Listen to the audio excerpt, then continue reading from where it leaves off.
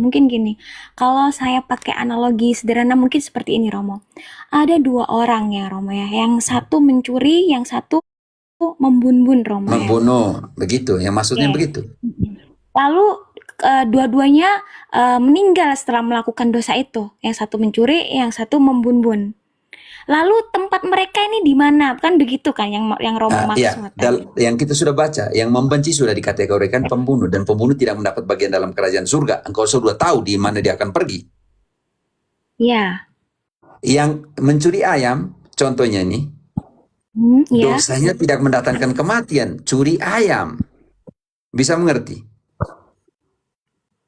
Iya Romo. Oke, sekarang Santo Paulus akan memberi jawaban kepada engkau di dalam 1 Korintus 3, di dalam 1 Korintus bab 3 ayat ke 13 sampai dengan 15 akan memberikan sebuah jawaban penting sekali, yaitu tentang api pemurnian atau purgatorium. Makanya saya bilang tadi Protestan tidak bisa menjawab, hanya Katolik dan Yahudi yang bisa menjawab. Nanti saya buktikan Perjanjian Lama punya purgatorium, tapi mereka pun nama Gehenna. Jika pekerjaan yang dibangun seseorang tahan uji, ia akan mendapat upah. Jika pekerjaannya terbakar, ia akan menderita kerugian, tetapi ia sendiri akan diselamatkan, tetapi seperti dari dalam api. Kalau konteks Protestan sudah, dia tidak bisa lagi selamat. Ternyata Santo Paulus omong tadi, dia akan diselamatkan, tetapi seolah-olah dari dalam love. Tetapi seolah-olah dari dalam dia akan diselamatkan, tetapi seolah-olah dari dalam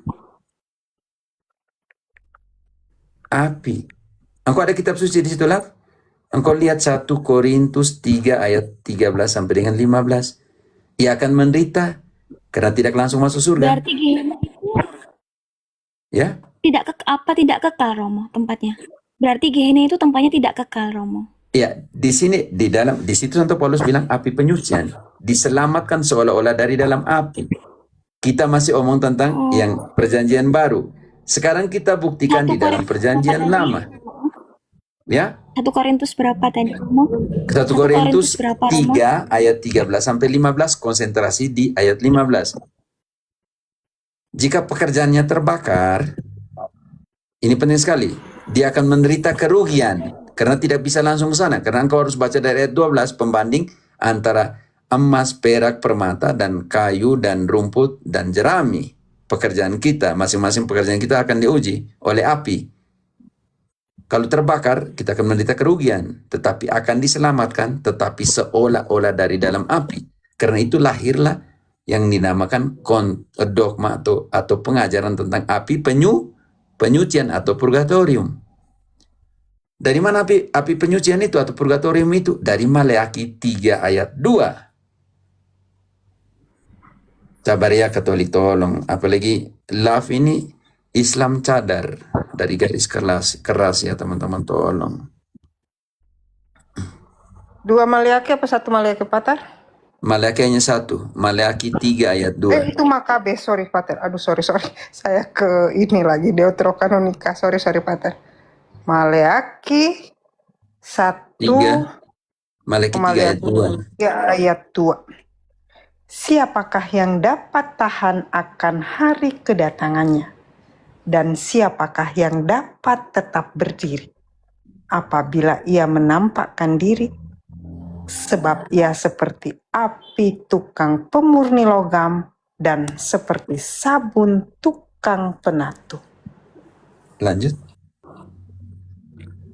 Ia akan duduk seperti orang yang memurnikan dan mentahirkan perak.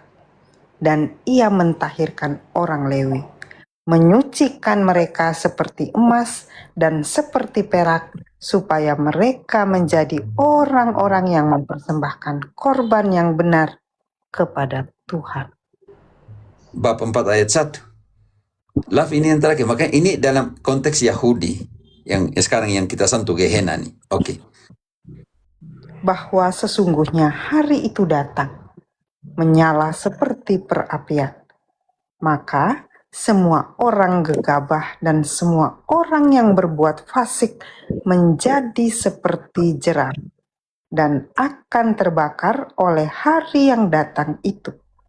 Firman Tuhan semesta alam sampai tidak ditinggalkannya akar dan cabang mereka.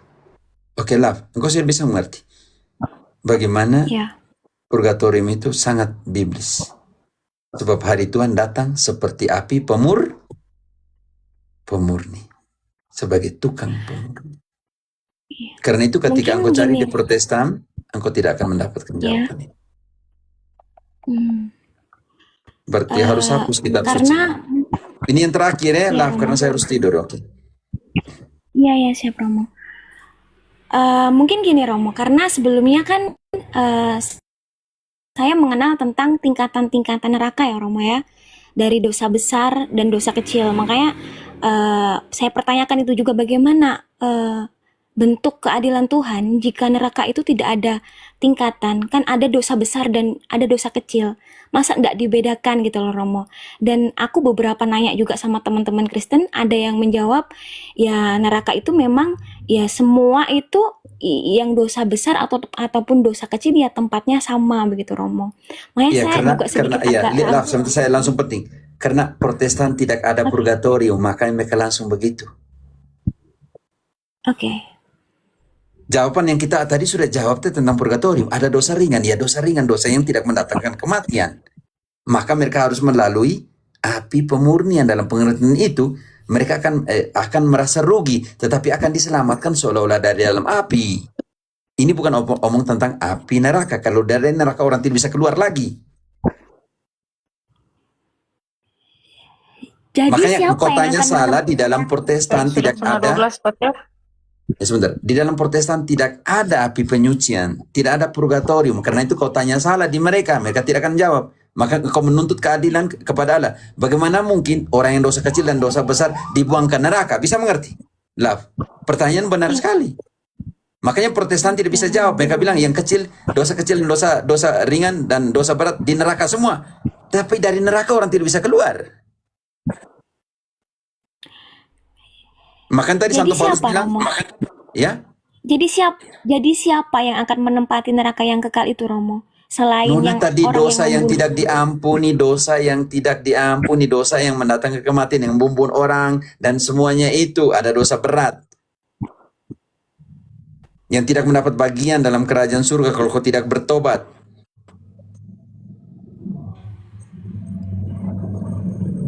Engkau tadi sudah memberikan contoh antara bumbun dengan curi ayam. Lalu sekarang kau tanya lagi bagaimana? Iya. Enggak, selain membun-bun Romo, itu pertanyaan saya. Banyak Dosa yang berat sekali. itu seperti apa?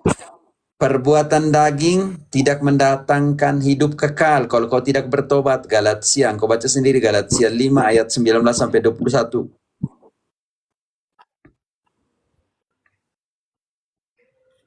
Konsentrasi di 21. Galatia 5 ayat 19 sampai 21. Yang melakukannya itu tidak mendapat bagian dalam kerajaan surga, makanya bertobat. Jadi saya bantu dulu. Galatia 5 ayat 19. 8. 8 bagaimana? 19 kan Pater yang perbuatan daging?